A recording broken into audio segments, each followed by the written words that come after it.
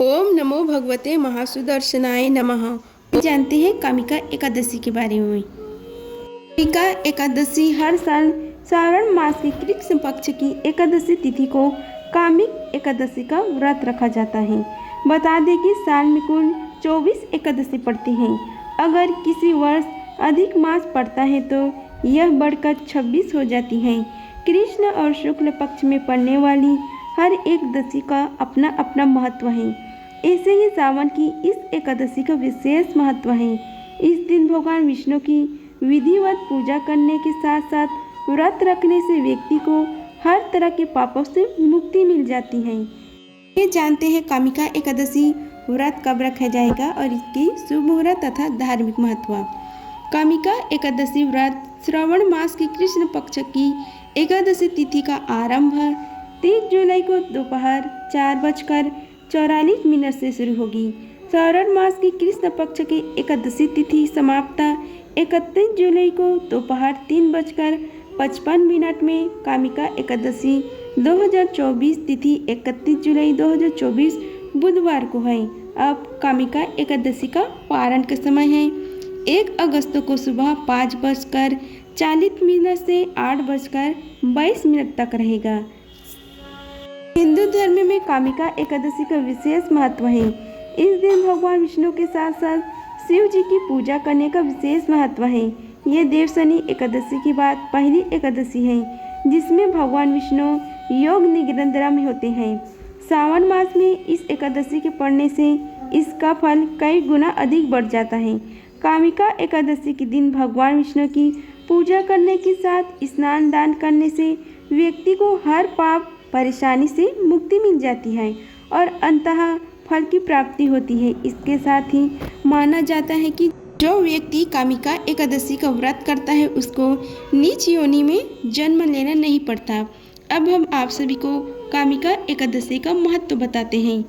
अर्जुन ने कहा, हे प्रभु, मैंने आषाढ़ मास की शुक्ल पक्ष की देवशनि एकादशी का सविस्तार वर्णन सुना। अब आप मुझे श्रावण मास की कृष्ण पक्ष की एकादशी की कथा सुनाने की कृपा करें। इस एकादशी का नाम क्या है, इसकी विधि क्या है, इसमें किस देवता का पूजन होता है, इसका उपास करने से मनुष्य को किस फल की प्राप्ति होती है। भगवान श्री कृष्ण ने कहा, हे श्रेष्ठ धनुधर, मैं सावन माह की पवित्र एकादशी की कथा सुनाता हूँ। ध्यान पूर्वक श्रवण करो।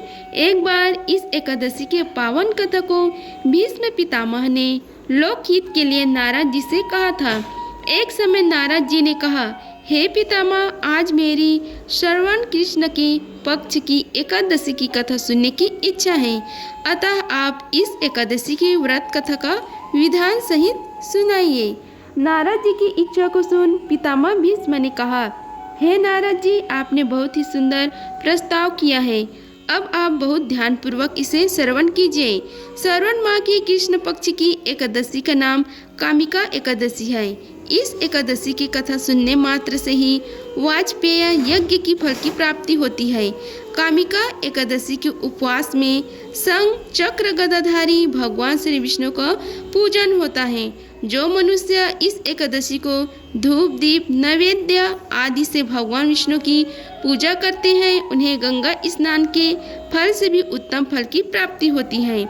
सूर्य ग्रहण और चंद्र ग्रहण में केदार और कुरुक्षेत्र में स्नान करने से जिस पूर्ण फल की प्राप्ति होती है वह पूर्ण कामिका एकादशी के दिन भगवान विष्णु की भक्ति पूर्वक पूजा करने से प्राप्त हो जाता है। भगवान विष्णु के श्रावण माह में भक्ति पूर्वक पूजन करने का फल समुद्र और वन सहित पृथ्वी का दान करने के फल से भी ज़्यादा होता है। व्यक्तिपात में गंड की नदी में स्नान करने से जो फल प्राप्त होता है फल भगवान की पूजा करने से मिल जाता है। संसार में भगवान की पूजा का फल सबसे ज़्यादा है, अतः भक्ति पूर्वक भगवान की पूजा न बन सके तो सावन मास के कृष्ण पक्ष की कामिका एकादशी का उपवास करना चाहिए। आभूषणों से युक्त बक्षर सहित गौदान करने से जो फल प्राप्त होता है वह फल कामिका एकादशी के उपवास से मिल जाता है। जो उत्तम द्विज सावन माह की कृष्ण पक्ष की कामिका एकादशी को उपवास करते हैं तथा भगवान विष्णु का पूजन करते हैं, उनसे सभी देव, नाग, किन्नर, पितृ आदि की पूजा हो जाती है। इसलिए पाप से डरने वाले व्यक्ति को विधि विधान सहित इस उपवास को करना चाहिए। संसार सागर तथा पापों से फंसे हुए मनुष्य को इनसे मुक्ति के लिए कामिका एकादशी का व्रत करना चाहिए। कामिका एकादशी के उपवास से भी पाप नष्ट हो जाते हैं। संसार में इससे अधिक पापों को नष्ट करने वाला कोई और उपाय नहीं है। हे नारद जी, स्वयं भगवान ने अपने मुख से कहा है कि मनुष्य को अध्यात्म विद्या से जो फल प्राप्त होता है उससे अधिक फल कामिका एकादशी का व्रत करने से मिल जाता है। अतः इस उपवास के करने से मनुष्य को न यमराज के दर्शन होते हैं और न ही नरक के कष्ट भोगने पड़ते हैं। वह स्वर्ग का अधिकारी बन जाता है। जो मनुष्य इस दिन तुलसीदास से भक्ति पूर्वक भगवान विष्णु को पूजन करते हैं वे इस संसार सागर में रहते हुए भी इस प्रकार अलग रहते हैं जिस प्रकार कमल पुष्प जल में रहता हुआ भी जल से अलग रहता है। तुलसी दल से भगवान श्री हरि का पूजन करने का फल एक बार स्वर्ण और 4 बार चांदी के दान के फल के बराबर है। भगवान विष्णु रत्न, मोती, मणि आदि आभूषणों की अपेक्षा तुलसी दल से अधिक प्रसन्न होते हैं। जो मनुष्य प्रभु का तुलसी दल से पूजन करते हैं उनके सभी पाप नष्ट हो जाते हैं। हे नारद जी, मैं भगवान की अति प्रिय श्री तुलसी जी को प्रणाम करता हूँ। तुलसी जी के दर्शन मात्र से मनुष्य के सभी पाप नष्ट हो जाते हैं और शरीर की स्पर्श मात्र से मनुष्य पवित्र हो जाता है। तुलसी जी को जल से स्नान कराने से मनुष्य की सभी यम यातनाएं नष्ट हो जाती हैं। जो मनुष्य तुलसी जी को भक्तिपूर्वक भगवान की श्री चरण कमलों में अर्पित करता है उसे मुक्ति मिलती है। इस कामिका एकादशी की रात्रि को जो मनुष्य जागरण करते हैं और दीपदान करते हैं उनके पुण्य को लिखने में चित्रगुप्त भी असमर्थ हैं। एकादशी के दिन जो मनुष्य भगवान के सामने दीपक जलाते हैं उनके पिता स्वर्गलोक में अमृत का पान करते हैं।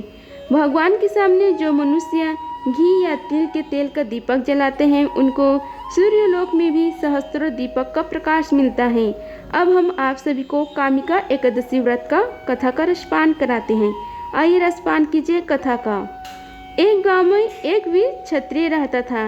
एक दिन किसी कारणवश उसकी ब्राह्मण से हाथापाई हो गई और ब्राह्मण की मृत्यु हो गई।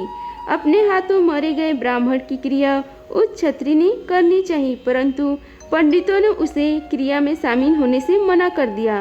ब्राह्मणों ने बताया कि तुम पर ब्रह्म हत्या का दोष है, पहले प्रायश्चित कर इस पाप से मुक्ति हो, तब हम तुम्हारे घर भोजन करेंगे। इस पर क्षत्रिय ने पूछा कि इस पाप से मुक्ति होने के क्या उपाय है। तब ब्राह्मण ने बताया कि सावन मास की कृष्ण पक्ष की एकादशी को भक्ति भाव से भगवान श्रीधर का व्रत एवं पूजन कर ब्राह्मणों को भोजन करा के सद दक्षिणा के साथ आशीर्वाद प्राप्त करने से इस पाप से मुक्ति मिलेगी। पंडितों के बताए हुए तरीके पर व्रत करने वाली रात में भगवान श्रीधर ने क्षत्रिय को दर्शन देकर कहा कि तुम्हें ब्रह्म हत्या के पाप से मुक्ति मिल गई है। इस व्रत के करने से ब्रह्म हत्या आदि के सभी पाप नष्ट हो जाते हैं और यह लोक में सुख भोग का प्राणी अंत में श्री विष्णु लोक को जाते हैं।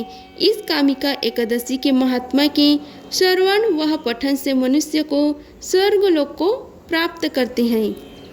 हम आप सभी को कामिका एकादशी के दिन किए जाने वाले उपाय के बारे में बताते हैं। किसी गरीब या जरूरतमंद को खाना खिलाएं, अन्न बांटें और गाय एवं कुत्ते को भी रोटी खिलाना न भूलें। संभव हो तो इस दिन भंडारे का आयोजन कर या मंदिर में अन्न चढ़ाएं। अन्न जूठा या अशुद्ध नहीं होना चाहिए। कामिका एकादशी के दिन घर का सोना भगवान विष्णु के पास रखें और कुछ देर बाद उसे वापस तिजोरी में रख दें। हमारे भगवान विष्णु का प्रिय रंग पीला है। इसमें कामिका एकादशी के दिन पीले वस्त्रों का दान अवश्य करें। पीले वस्त्र खुद भी धारण करें और भगवान को पीले रंग के खाद्य पदार्थ का भोग लगाएं और पीले रंग के फूल चढ़ाएं। पीला धागा केले के पेड़ पर बांधे और केले के पेड़ की पूजा भी करें। इस दिन गुरु ग्रह के मंत्रों का भी जाप करें। कामिका एकादशी के दिन तुलसी और पीपल के पेड़ की पूजा करने के बाद परिक्रमा अवश्य करें। तुलसी के पौधे की परिक्रमा लगाने से वैवाहिक जीवन से जुड़ी सभी मनोकामनाएं पूर्ण होती हैं। वहीं पीपल के पेड़ की परिक्रमा लगाने से ग्रह शांत होते हैं और घर में सकारात्मक आती है।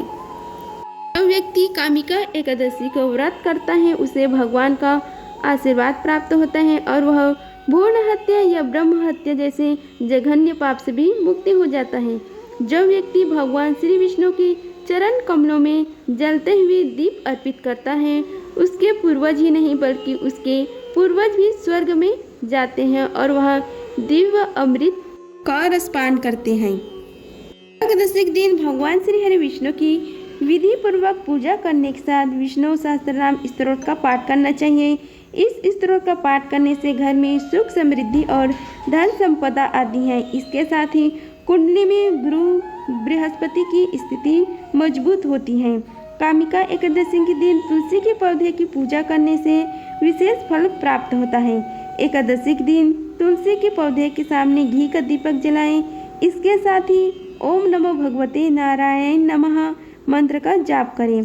अपनी आर्थिक स्थिति को मजबूत करने के लिए एक पीले रंग के कपड़े में 2 हल्दी का गांठ, 1 रुपये और 5 पीले रंग की कौड़ियाँ रखकर गांठ लगा दे। इसके बाद इसे भगवान विष्णु के पास रख दे। फिर विधिवत पूजा कर ले। अंत में प्रभु का आशीर्वाद लेते हुए इसे तिजोरी या फिर धन वाले स्थान पर रख दें।